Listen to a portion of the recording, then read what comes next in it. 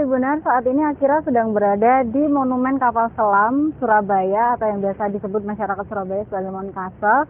Nah, sekarang di belakang Akira sudah berdiri KRI Pasopati 410, di mana KRI Pasopati ini merupakan kapal selam pertama milik TNI Angkatan Laut. Jadi KRI Pasopati ini merupakan buatan dari Rusia yang diberikan kepada Indonesia pada tahun 1952.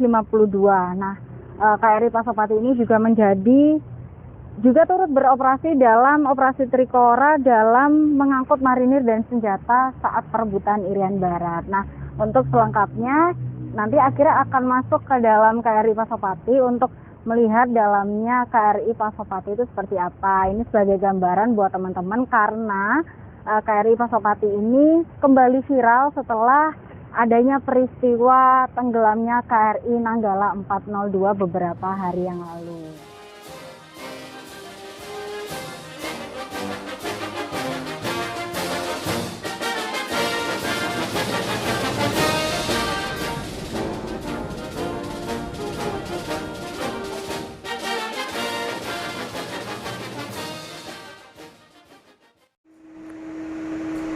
Nah, teman-teman Tribuners, saat ini Akira sudah berada di dalam KRI Pasopati 410, yaitu salah satu kapal selam yang dijadikan museum di Moncastle, Surabaya. Nah, saat ini Akira sudah berada di ruang torpedo haluan. Kalau mungkin teman-teman mikir di dalam kapal selam itu panas ya, tapi kalau di dalam museum ini enggak, karena di sini sudah ada AC-nya dan cocok banget buat teman-teman yang pengen ngabuburit, menghabiskan waktu untuk berbuka puasa, untuk menunggu waktu berbuka puasa. Kalian bisa datang ke sini sambil lihat-lihat di dalam KRI Pasopati ini seperti apa. Nah, Akira nggak seberapa paham, tapi di sini ada tulisannya ruang torpedo haluan, yang pasti di sini mungkin untuk tempat torpedo, betul ya Mbak? Oke, nah di sini juga ada Mbak, dengan Mbak siapa? Siapa? Erni, Mbak Erni sebagai tour guide di dalam KRI Pasopati yang ada di sini. Oke, nah sekarang ini adalah ruangan motor pendorong. Di sini sudah ada keterangan bahwa saat kapal sedang menyelam, ini adalah ruangan untuk mesin pendorong. Mesin sama sebenarnya seperti ruangan tadi, ruangan sebelumnya. Ini adalah ruangan untuk penggerak kapal selam. Oh, ini. Oke, di sini terdapat 2 buah motor listrik atau generator pokok untuk menggerakkan baling-baling atau pengisian baterai kapal selam. Berarti ruangan ini itu masih terhubung dengan ruangan sebelumnya, masih punya kesinambungan. Kalau yang itu tadi motor penggerak listrik, ini adalah mesin motor pendorong yang digunakan untuk menghindari deteksi sonar kapal lawan. Oke, baik-baik. Jadi kalau tadi Akira sempat kasih tahu teman-teman bahwa di sana ada sonar room, di mana kegunaannya untuk mendeteksi apakah ada objek lain di sekitar kapal selam. Nah, di sini adalah kalau ibaratnya adalah sebagai ruangan pemutusan ya. Jadi kalau memang dari ruang sonar itu menerima sinyal bahwa ada kapal penyerang lain di sekitar kapal selam, di sini mungkin untuk melepaskan senjata-senjata atau menghindari kapal selam tersebut. 3, 2, 1. Nah, setelah dari ruang mesin motor ini, kita akan lanjut ke ruangan terakhir yang ada di kapal selam ini. Oke, ini adalah ruangan sama ruang torpedo juga. Jadi di depan tadi ada 4 torpedo dan di belakang ini ada 2 torpedo, yaitu senjata kapal selam yang digunakan untuk menembakkan senjata kepada musuh. Di sini juga ada pompa hidrolik. Nah, ini ada torpedo yang sudah masuk. Masih ada ruang torpedo yang kosong. Ini ada ruang torpedo yang sudah terisi oleh torpedo senjata kapal selam. sepanjang 7 meter.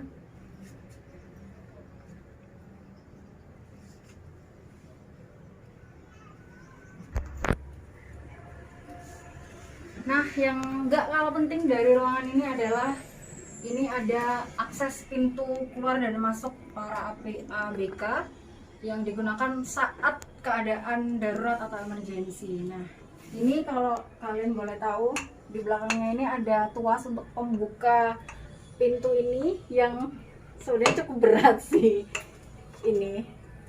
Jadi bisa kalian bayangkan kalau kondisi lagi darurat terus buru-buru buka ini, pasti udah cemas parah di sini.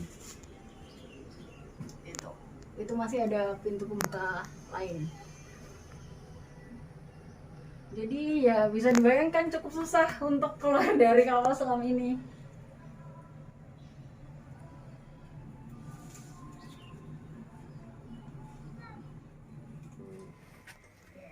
Nah, sekarang kira udah nemuin jawabannya bahwa di sini adalah ruang tempat tidur ABK. Jadi tadi kalau kita lihat di ujung depan itu adalah ruang tempat tidur tamtama atau para awak kapal yang akan melakukan operasi perang. Kemudian ada ruang perwira, ruang komandan, dan di sini adalah ruang ABK, ruang anak buah kapal. Selain tempat tidur, di sini juga merupakan ruang makan, kemudian ada gudang dan juga tempat penyimpanan bahan makanan. Di sini ada sekitar 1, 2, 3, 4, harusnya 4 sih. Di sini harusnya ada tempat tidur, tapi mungkin karena sekarang kebutuhannya diperuntukkan untuk museum, jadi dikurangin 1. Nah, ini mungkin dapur umumnya.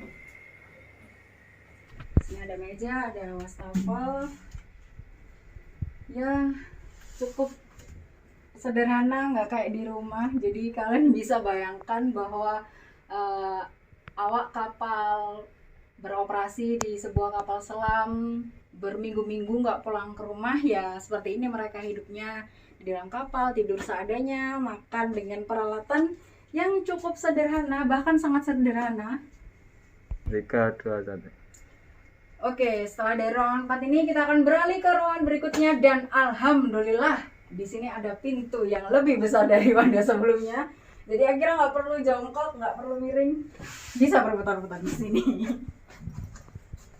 Nah, di sini ada, ini adalah pesawat ventilator baterai. Oh, jadi di sini adalah tempat baterai kapal selam yang untuk ini untuk menggerakkan kapal selam.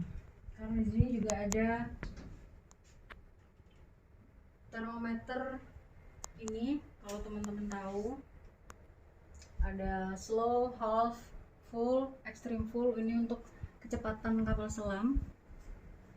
Jadi operasi kecepatannya ada di sini.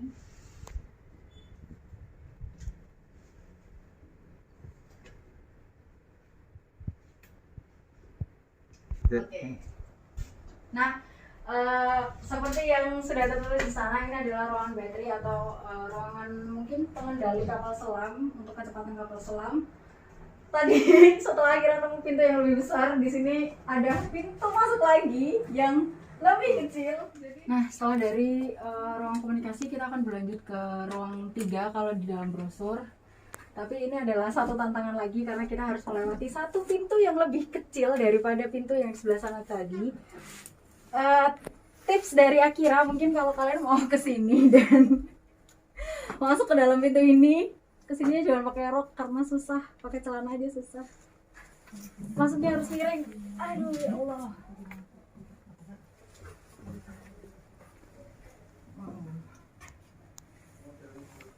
Nah, ini adalah ruang 3. Sebetulnya Akira nggak seberapa paham dengan ruangan ini, tapi kalau kalian lihat di sebelah sini, kalau kalian suka nonton film kartun, alat ini kalian pasti tahu ini adalah untuk melihat kondisi di luar. Jadi kita melihat dari sini, oh di luar sana ada kapal, ada apa gitu bisa. Jadi ini tuh nanti langsung terhubung dengan moncongnya kapal selam yang ada di atas, yang biasa kalian gambar pada sebuah gambar. Di sini juga ada keterangan bahwa di ruangan 3 ini merupakan tempat pengendalian dan pusat informasi tempur. Jadi mungkin ruangan ini dan juga ruangan informasi yang tadi sudah Akira tunjukkan di sebelah sana adalah ruangan yang berhubungan. Tapi di sini mungkin para awak kapal bisa melihat langsung kondisi di luar. Mungkin kayak, oh di sebelah sana ada kapal musuh, jadi langsung dikomunikasikan dan langsung ditembakkan. Di sini juga ada banyak sekali alat kendali yang Akira nggak tahu itu ada apa aja, tapi mungkin kalian bisa lihat di sini.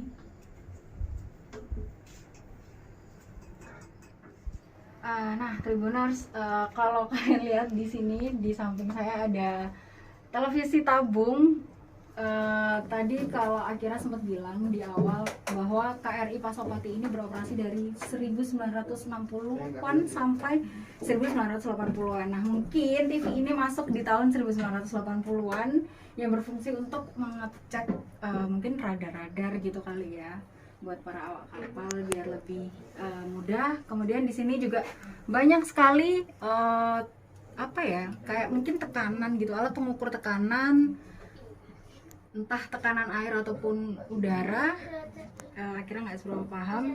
Nah, yang paling penting adalah ketika kalian masuk ke KRI Pasopati 410 ini akan selalu diingatkan dengan tanda awas kepala, karena di sini memang apa ya, ukuran tingginya pun tidak seberapa tinggi. Jadi buat teman-teman yang tingginya melebihi Akira, awas aja jangan sampai kena ini karena sakit.